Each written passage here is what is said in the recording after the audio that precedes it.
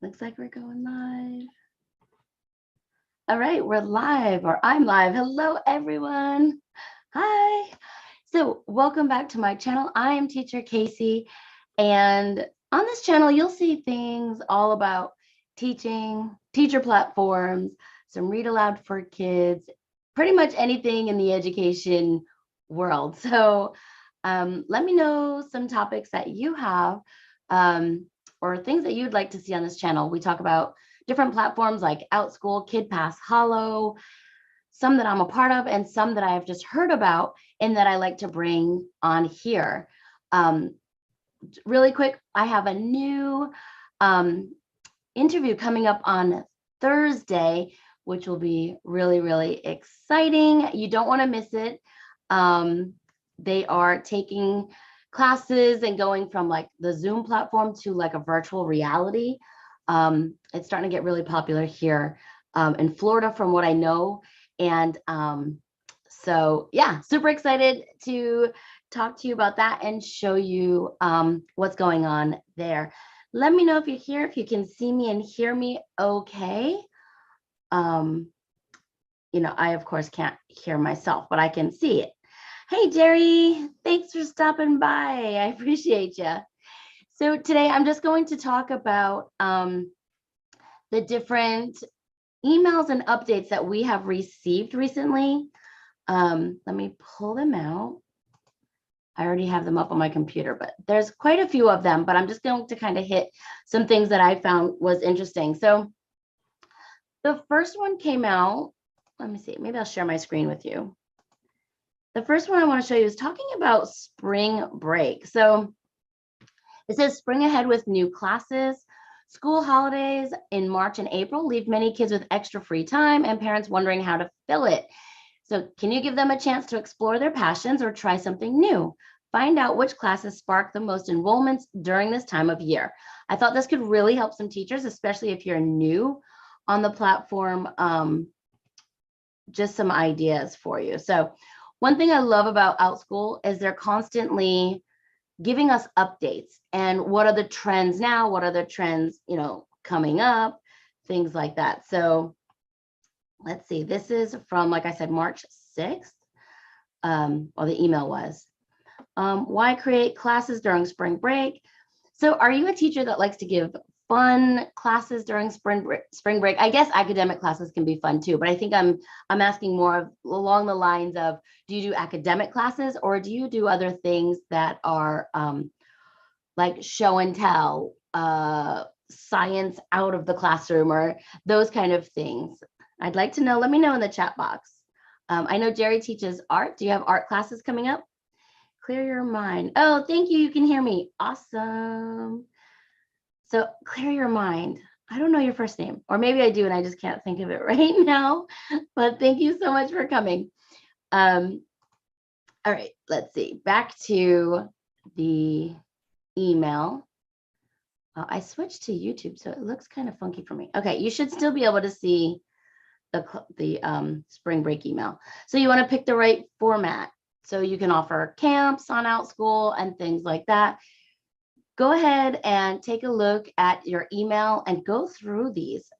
Find your hook, fill the school day, all things like that. So you could do one-on-one classes, you could do camps. There's just so much there for you, or that is available for you to offer, right? Let's keep going with this one. It just looks a little different on my computer today. I went from my laptop to my computer and things look a little different. Anyway, you can market your classes on your profile.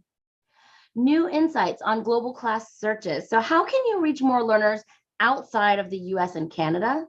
They have a page with different insights. So they have like this grid. I think they have this grid very often up on the site. So you want to make sure to read it, read the tip of the week, and they'll give you some recommendations. Let's see, some of the things like as of March 17th, that were some trends was the dancing, arts, life skills like drawing, music, piano, English, health and wellness. And then you can go back and see some other classes. Like, for example, the week before that, they talked about parents were looking for classes on baking and cooking and speech debates, reading comprehension, coding, things like that. So this is a really good place to start to find classes that fit in your niche, right? So you can go there and see, oh, well, I'm good at teaching English, so I will, make a class on English if that's what parents are looking for. Or I'm a baker, I will go make classes on baking. I don't. Jerry said, yes, always art, painting, drawing animals, and mixed media, mixture of supplies in one piece. I also have a spring art workshop coming up one day, but over an hour. So a few projects. Oh, that sounds awesome. Is it Nathan? Natalie? I teach Spanish. Awesome. Sorry, I had to look at your name a couple of times. And Jerry says, I have a few sections of my sprinkle cookies and brownies as well. Oh, that sounds like so much fun. Awesome. New enrollment trends. You want to find out which learner ages, class times, and classic topics drove enrollments over the past 2 weeks. So you can actually click that to see where the most enrollments are coming from. So as of March 17th, arts ages 3 to 7, and the best times were 2 to 6 p.m. Pacific Standard Time. Coding and tech for ages 7 to 9. English, top ages were 9 to 12. Health and wellness ages 3 to 4. That's my age group. I haven't done health and wellness for that age group yet. That could be neat. Life skills, ages 4 to 10. Math, 4 to 8 and 15 to 18.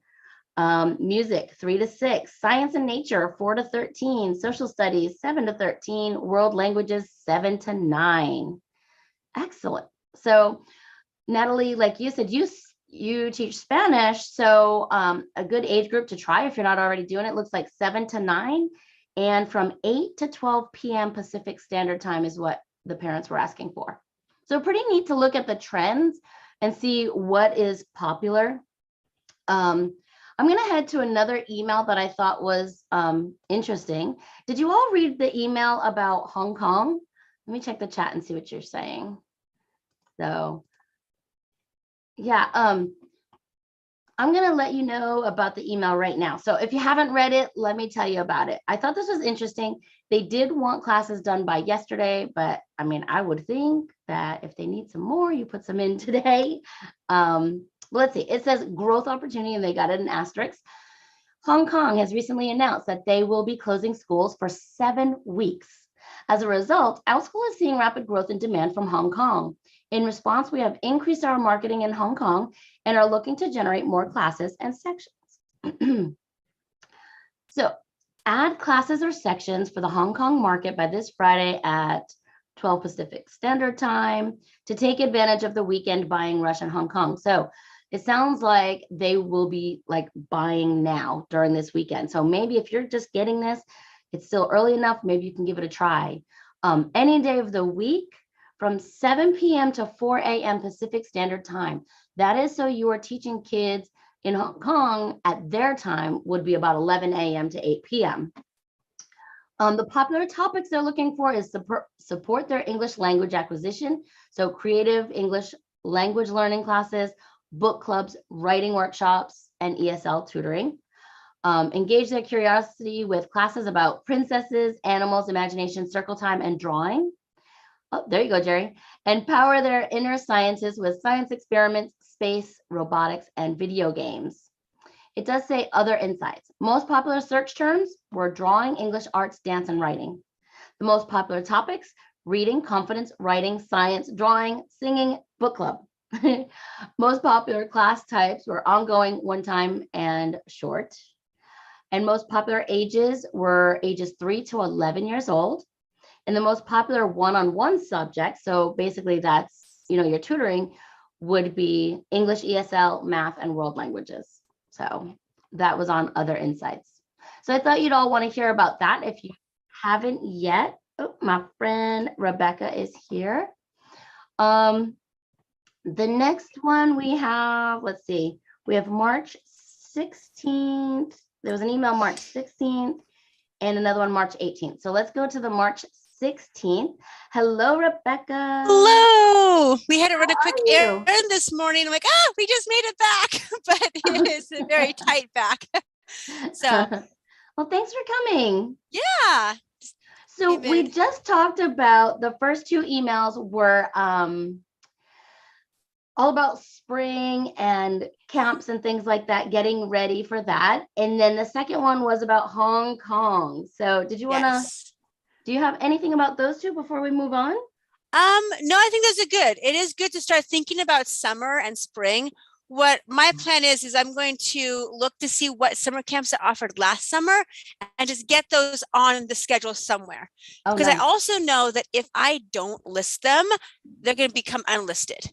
Oh, yes. If they're inactive for 11 months, and like I just had my March class unlisted because I forgot to open a section. I didn't think about, reliving that one. So like, okay, well, that one's gone now. I mean, I could go and unlist it, but so what I did the other day is I went through all my classes and I made private sections for all of them. Oh, smart. Just so that they look active, even though they're private, so that I don't have to relist them later. Oh, so if I so smart. do want to open it for a public one, I can change it to public, or I can find a new time. Like, I don't know my summer schedule. Let's just throw something out there somewhere to keep them active. So that's a little tip that I did. I did a couple of months ago, but it's good to do every couple of months, every like 6 months or so, to make sure that you're active on all of them that you want to keep around.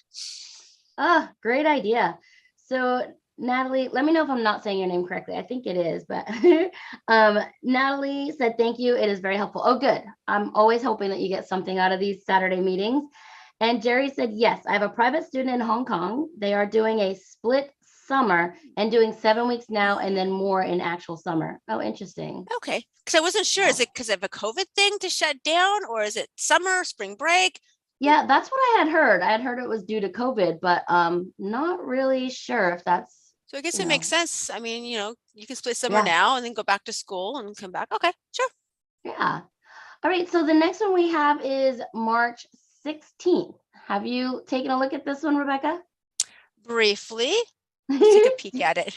You want to go over this one? Sure. Would you like me to? Okay. So I can make you co-host if you want to share it, or if you want to just talk about it. I'll let you talk for a minute and I'll drink some coffee. Okay, let's talk about it. So the first one says, create a professional classroom. What's the secret to looking professional on screen? We're sharing our top tips for using tech tools and intentionally design teaching space to create a vibrant virtual experience for learners. So those of us who have done online teaching for a while, whether with VIP Kid or another ESL company, we know this, we've been through this, but it's always good to have a refresher course, because sometimes we might move to a new location and new place in the house. We have to kind of set up again. So tip one is to set up lighting for online teaching. So it's good to have good lights on you. Like right now, I'm in my bedroom, which is not the same as my normal classroom. So I do have to bring in my extra lights attached to my table. If I don't, I look kind of dark. So I've learned, plug it in, get those lights on, figure out what works in each room. Each room is totally different. And Rebekah, to piggyback on that, I just turned my office around. So even if you're in the same room, I now have, I'm at the normal spot now, but I also made it another side over there as like a little YouTube studio. And it is totally different lighting just on that side of the room. Right, because you have your overhead light, but if you're too close to it or too far from it, it messes things up. If you got a window shining at you and then not shining at you. So open up Zoom on your private, there's always a private room, and or go into a new classroom like 2 weeks from now. Open that up and like make it private or delete the recording later or whatever, and just fiddle around with it. Fiddle with the lights to find the way that you like the best. And it's okay if it's not perfect at the beginning, you'll get there. It took me a while to get the lighting right with this new classroom. I'm like, so you do ring lights, floor lamps, desk lamps, something so that your face is illuminated. I know some of the topics it mentions in that email. It did say not to rely on the overhead light, which I do. But I have a softbox light on this side of me. But on the other side, I was telling you I was having trouble with my lighting. So I pulled out my travel ones. Oh, you can't see with my background. I'll take it off. But I pulled out my my old ones, my travel ones. So I have That's these good. 2 for the other side facing me. Yeah, those are nice. What's the worst is my overhead light in my regular classroom has 2 light bulbs in it. And I realize one of them is burnt out now. But I hate it when I go flip and they're both burnt out. I'm like, oh no. I got 5 minutes to change some light bulbs before class starts. And of course, I'm on those like office chairs on wheels. I'm like, take that out, bring in a kitchen chair, more steady. I'm like, So note to self, keep an eye on like how many light bulbs are still good in there. Right?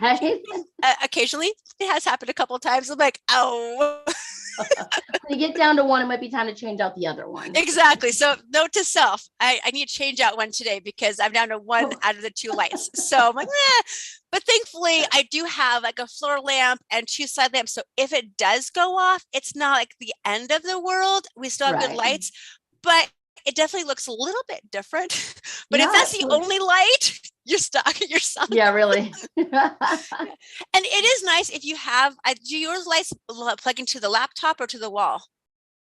These plug into the wall. I do have a ring light that I could use that has can plug into my laptop, or it's battery operated. So I could, which is nice because sometimes the power goes out. And so you might have like a hotspot for your internet, but all your lights go off. And you're like, oh no. So if you have a battery light or plug into your camera, your laptop, it can make you last for 30 minutes or so. Do you remember when a bunch of us were getting the Good Fortune box? It had a little, I know I have it in here because I've been cleaning out this room. And the little lantern thing? The little lantern? Yes. I lived it and I actually used it once when the light went out and I needed to show off something on my table. So that was my light source. But then my daughter stole it from me and I'm not getting that one back. In my messy office, but I really need to like that one. I know. I like that one a lot. So yeah, those battery operated ones are great. It's always nice to have on hand. So that's number 1, good lighting. Okay, got it. Number 2, choose the right cameras. So internal camera or external camera. Some computers got really good internal cameras, which is what I'm on right now. But my old computer, not so much. So I did go and buy a Logitech camera, external one, and it works great. That's what I have. Note to self, not all external cameras are made the same. So look at reviews. I prefer the Logitech. I try to get a cheaper one and it ended up being worse than my internal. I'm like, oh. So now that I'm using my internal here, I'm using my external as a second camera to point down at my table or at my wall if I want to show something on my wall. So it's good to have 2 if you want to switch back and forth. Like here, I can go here so I can show my table as well as my face because this is Minicam. So I can do fun things like this, which is kind of cool because I can do some math games and have cards down here or my worksheets down here. Or you can also join in on a second device like your phone and go down. So that's kind of a fun. That's what I've done. Yep. 3, there's 4 tips, by the way, 4 tips. 3, make sure learners can hear every word. So like maybe a headset with a microphone thing, or just make sure that your computer can pick up good sounds. I've noticed that if I just go for my laptop sound, it gets muffled sometimes. It catches a few words, but not all the words. It's so weird. Like whenever I'm talking Zoom to my family, they're like, we lost you. I don't know why. Headset works great. I can also the Logitech camera is also a microphone too. So I can use that as my microphone. So kind of play around with what works, but I like to have ones that the whole headset. I make sure that they can hear me. I was just looking and I thought I was using my Logitech, but I'm actually using the one in the computer. Yeah. So it just depends on where you are. And one thing they say is find a quiet place, which can be kind of hard. So especially for you. In the bedroom, I close the door and the girls are out there. They're watching a YouTube for like 30 minutes, whatever. And so, shut your door, shut a window. If there's construction outside, do your best to minimize extra noise because you can always mute the students if they have extra noise, but it's not very good to mute the teacher if the teacher has extra noise. So it's your responsibility to be as quiet as you can, knowing that, it's hard to control their environment, but you can control your environment. I have used these for a very long time. And I still use them, but I don't know why, not for YouTube, but I still use them for my classes. Yep. Tip number 4, last one. Let's do it. Create an engaging virtual classroom background. So make sure your background is something that's appropriate. Think about what your in-person classrooms look like. When you go to 4th grade classroom, what does it look like? Have it kind of fun behind you. If you teach a lot of high schoolers, don't do kitty pictures, little kid stuff behind you. Choose your audience well. Right. I like to keep more of a blank wall. I have wood paneling because I like to throw up stickers on there, and I can do fun things. And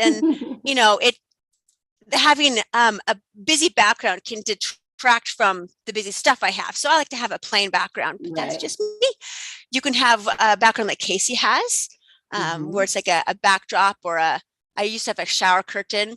Or a virtual background. I've made these on Canva. I use this one for when I'm teaching adults. Yep. So yeah, practice yourself in the room. Go, what can they see? Like if I turn it wrong, you can see all my junk on my thing. So, I've got all these tools and stuff. So make sure that they don't see things they're not supposed to see. Yeah. So, check out your camera angle. Go, okay, that's the curtain for the wall. We don't want to have the curtain for the window in there. So you have to kind of fiddle with what you want them to see or not see. Yeah. I wish I could get the wrinkles out of this. It's not like it's more of a plastic shower curtain one. I have tried like that wrinkle spray. I have tried putting it in the shower for the heat. I'm like, So I think if you iron the back side, that way if it ruins anything, it's the back. But I don't know. I've never tried those before. I don't know. So if anybody has any tips, help. Really. It was not expensive. This one was on Amazon as well. I do have they have a bunch that are like sheets. I think this one was the photo backdrop one. So I don't know. I've got a bunch of different ones. Yeah. And virtual background is great too. So I like virtual ones. Just note that if you're using a virtual background, when you bring things to the screen, it kind of gets like in and out and doesn't quite work so well. And students can use virtual backgrounds too. I don't mind if they use it, but I say, if you want to show me your science experiment, or if you want to show me something, you might want to turn it off.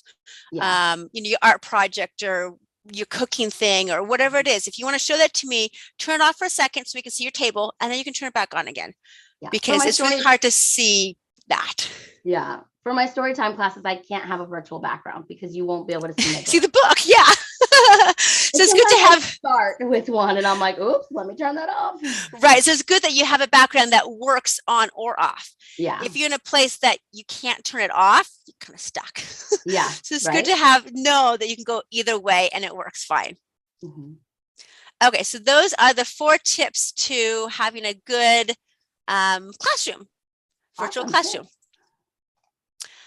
So the next thing in the email, it says, embrace and celebrate neurodiversity. It says Outschool stands for all learners. We asked 4 educators who specialize in teaching learners who are neurodiverse to share their ideas on how teachers can support and celebrate unique learning needs. Check out what they say. So you can go and look at that later. I don't know if I want to read the whole thing, but I think it's really good to think about how learners learn.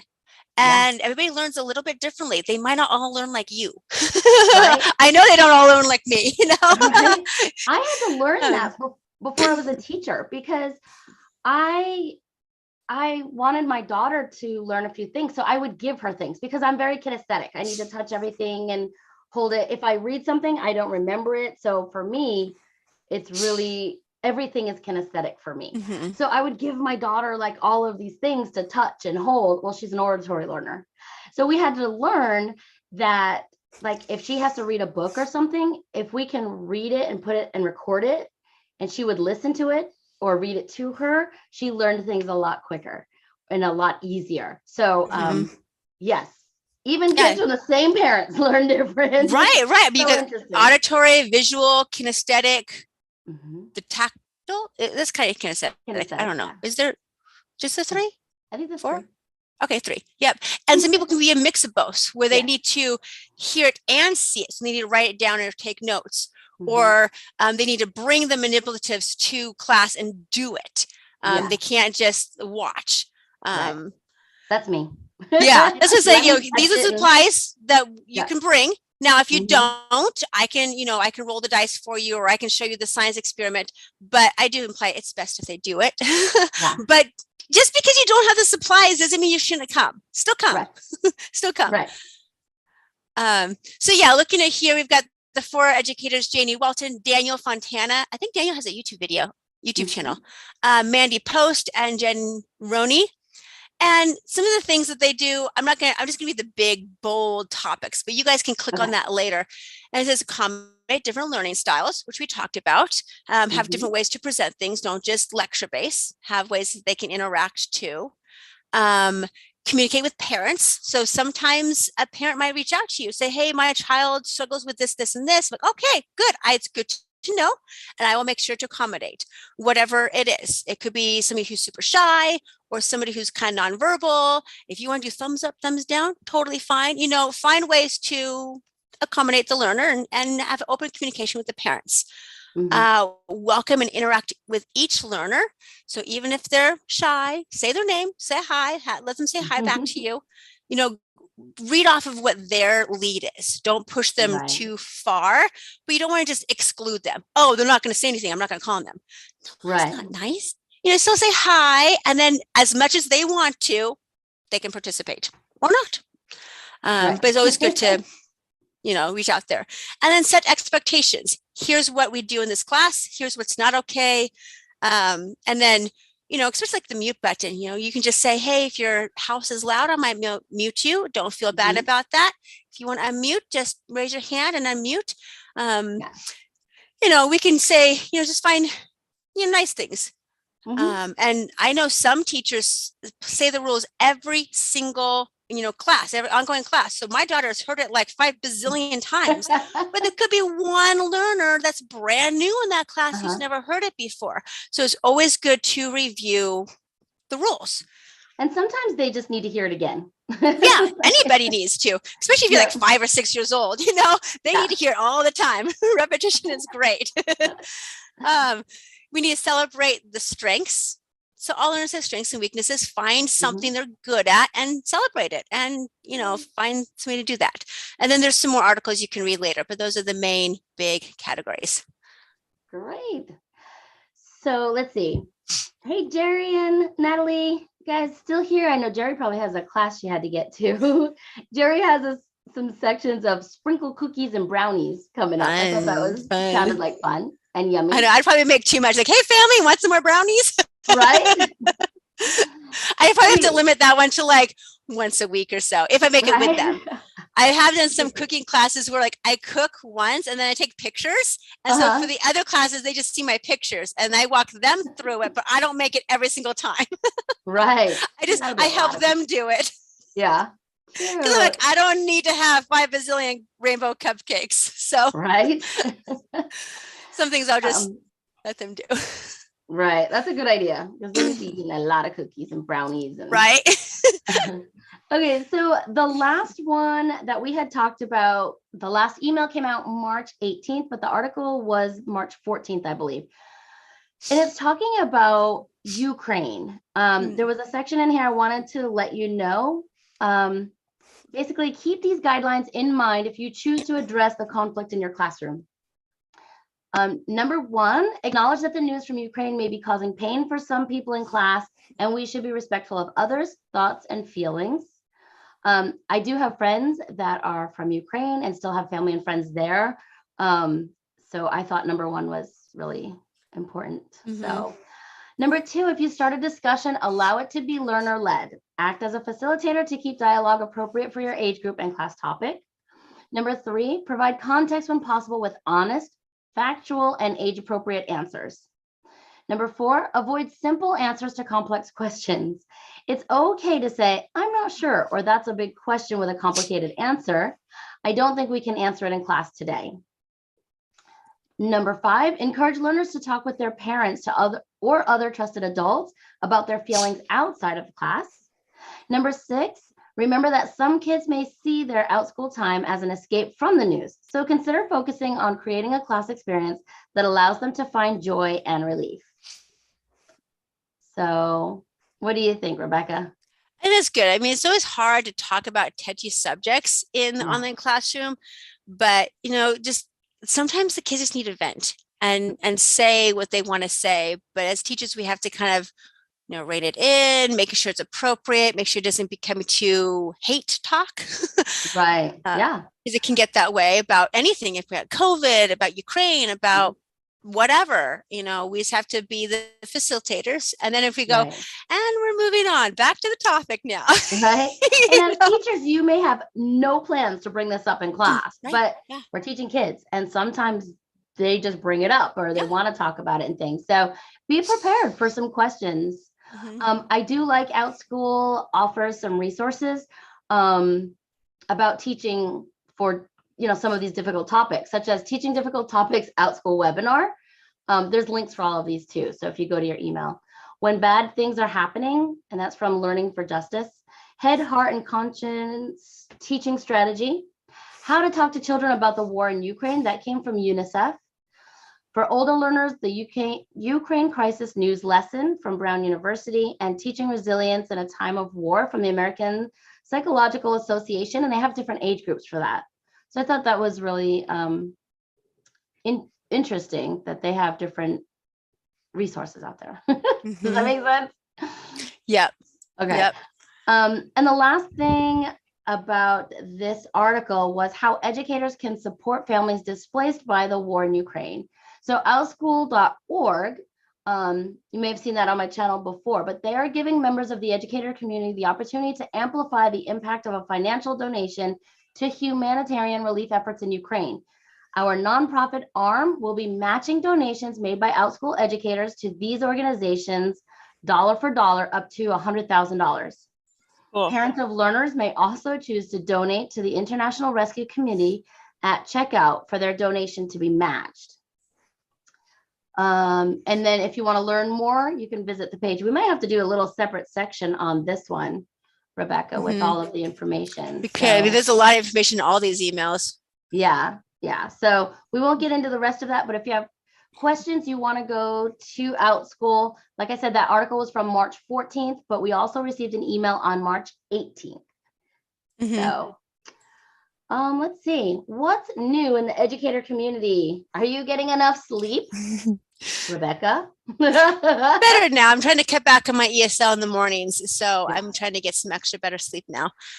So this article says educators are sharing sleep plans and wellness tips that keep them energized. So you can check that out. And there's just a couple of fun articles in here. Yeah, and then I'll send you to the Facebook Teacher Hub. So it's got some fun stuff over there. Yeah, very good. Does your learner have talent? Let them know it's time to enroll in our annual Has Talent event. Learners who share special, how come I don't have that full picture? Let's see. Who share special skills that make us laugh, smile, cry, or go wowza can win prizes and be featured with a learner spotlight. Learners have up until March 31st to sign up. Cute. Oh, I can't wait to see some of those. That'll be fun. I know. They put a few of them on Facebook. If you go like the Outschool, like the actual Outschool page on Facebook, you might be able to see a few from last year. There's like a really good piano player, really fantastic dancers. So it's kind of fun to see what these kids around the world do. Yeah, they're amazing little kids. Love it.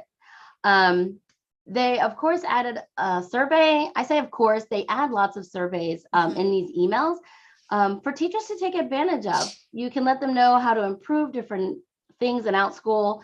They usually have surveys on different things too. So it's not always. Yeah, they want to hear from teachers. They want to hear what they can do to make things better, which I like that. Yeah, me too. Outschool, I say this every week, but it's one of the best with communication and talking to teachers. And yeah, it's great. Find your community of practice. So that to me is kind of like find your niche. What is your niche, right? Math, and these STEM. are cool because these are actual official Facebook groups that are focused on math or focused on STEM or focused on like the younger learners or middle learners or older learners. So I'm involved in a couple of these different Facebook groups, and they're pretty small right now. There's less than 50 teachers in each one. So if you want to join in. And sometimes they'll do like swag things. So like, hey, if there's less than 50 teachers, I have a pretty high chance of, winning something. And then you also learn from other teachers. So like I'm in the math one and the STEM one because I teach both. And so you can kind of learn what other people do, and you can share what you do. So somebody can take that. And they just added the gaming and social one.